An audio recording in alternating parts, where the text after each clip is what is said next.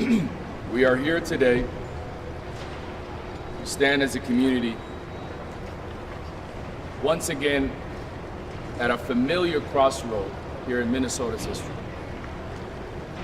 Not nearly a little more than 5 years ago, Minnesota witnessed one of the worst police killings in this country, the murder of George Floyd. And today, nearly a few blocks away from where George Floyd was killed, Renee Good was killed.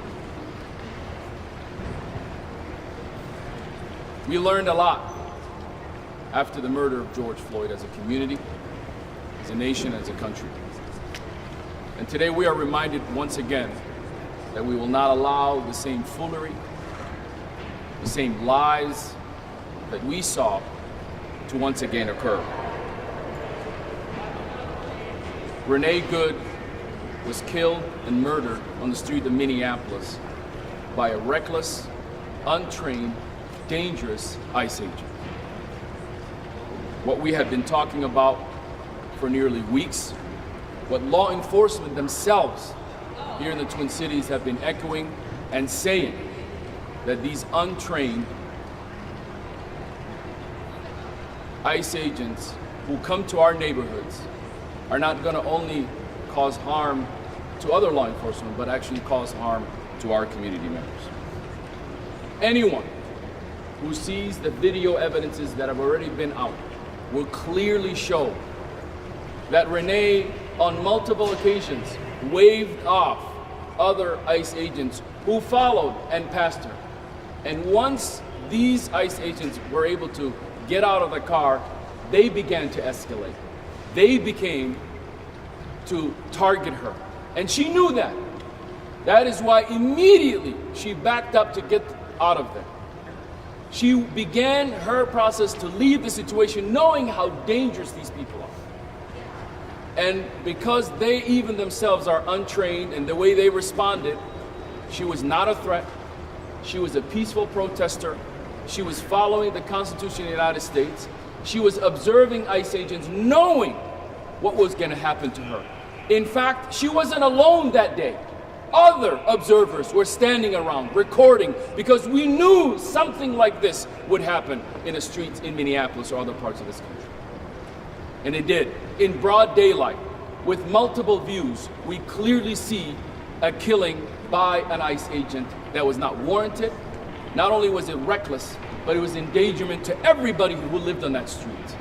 To shoot in that manner to someone who was leaving is a sign that these people are dangerous.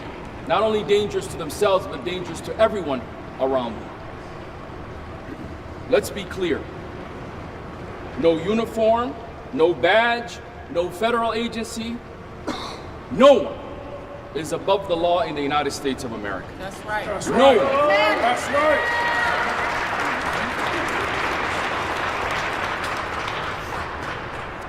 We must name the hard truths. ICE came to Minnesota not to enforce laws, they came to agitate. They came to escalate. They are looking for confrontations, not de-escalations. They're looking to kill people, not to arrest people. They are here because they have been sent by the President of the United States to target this community, to target our state, to target our political leaders, and to try to win back the narrative that happened in the past election. We know this is not about policy, but about political rhetoric. And Minnesota knows when politics becomes dangerous, the consequences are high. We have seen the murder of our state speaker, Melissa Hortman, and her husband. That's political violence that happened in our state. And today, the president is echoing that on the streets of Minneapolis. In fact, it started by targeting the Somali American community. The Somali American community, who overwhelmingly majority are US citizens, overwhelmingly majority born here, but yet continues to target this community, to demonize this community, to scapegoat this community. We will not have that. We will not have that, and we will push back against that. Just earlier today, I spoke to a man who called me multiple times. I thought he was being picked up by ICE. And he was a person from our community. And he told me that he met Renee, and she was among the people that came to defend the Somali community. That she was known in her effort to speak up, to stand up, and that she was doing this out of her good heart, and most importantly, to take care of her neighbors. What happened to her is not only unjust, what happened to her is murder. We are living in heightened times. We know what is happening to our nation. And we know in this moment, the adversaries of our nation are hoping and praying that somehow this reckless behavior by ICE, the lies that are coming from the federal government, will turn neighbors against each other and will turn against neighbor, and to create riots and chaos on the streets of this country. But I will tell you something. We have learned our lessons after the murder of George Floyd. And I'll tell you the story that many people don't know. It is average people who stand up. It is average people who continue to stand up for justice. And today, Minneapolis, we are back again in another moment where we are asking every single person, you stood up, we need you to stand up. If you believe that Renee Good was doing good, then it's you to stand up for that good. In this moment, we call upon our nation.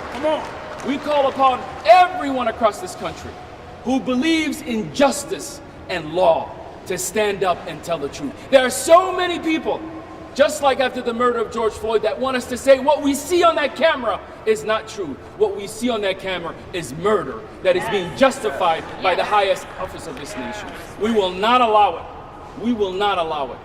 Do not let these people think that politics is about the powerful elite.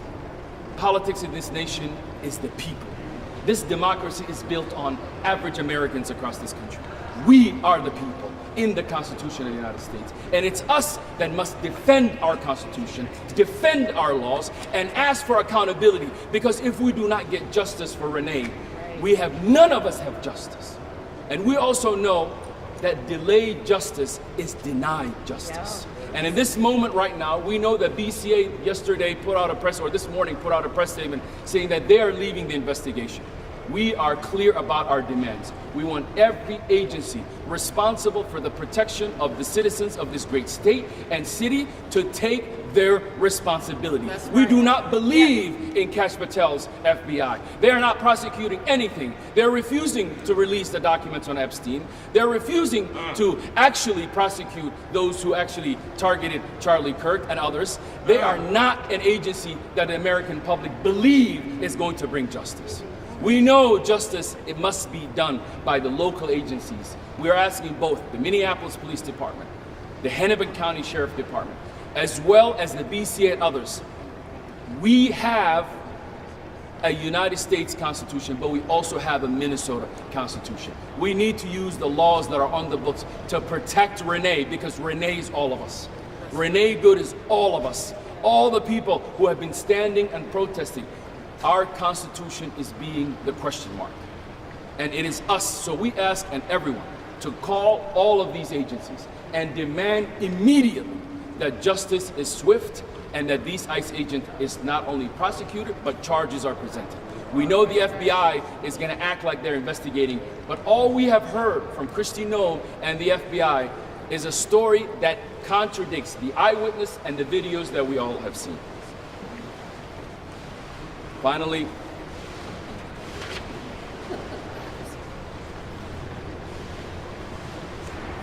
I know how painful yesterday has been for our state. But I will just say this and echo one more time. I believe in this state, and I believe in each other. And I believe that there's goodness in Minnesota and Minneapolis. Last night, I witnessed the love on the streets of Minneapolis. I saw people coming in tears, worried, who came to the site in the vigil. And I know we are angry in this moment, but let's use our frustration and anger for change. Let's not let Renee Good's life and her murder be in vain. We are getting a second chance, Minneapolis, after the murder of George Floyd, to get it right. To get it right. No human should be killed in the manner that you saw Renee be killed. And no lie is big enough for all of us to be able to not contradict it. We know what we saw on that video. Renee was leaving and she was shot. This mother, this incredible person that we have lost in this great state of Minnesota and the city of Minneapolis, we must not let her death be in vain. She is no longer with us, but she left us a question, and that question is, what are we going to do? And it starts with accountability, Yes. and it starts with justice. Yes. And then it starts with us recognizing that ICE is not above the law, neither anyone is above the law, and we need that. So we are calling for all of these agencies to stand up. We know that in this moment, that the arc of justice does not bend on its own. It needs all of us.